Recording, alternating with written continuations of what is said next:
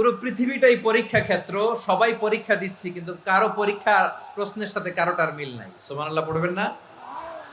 পুরোটাই পরীক্ষা ক্ষেত্র, সবাই পরীক্ষার্থী, কিন্তু প্রশ্নপত্র একটার সাথে আরেকটা মিলে না। One doesn't match the other, একজনেরটার সাথে আরেকজনেরটা মিলে না। কাউকে আল্লাহ তাআলা ধনী বানিয়ে পরীক্ষা করেন। কি বানিয়ে? কথা কি বুঝতেছেন নাকি কষ্ট হচ্ছে? কষ্ট হচ্ছে আপনাদের?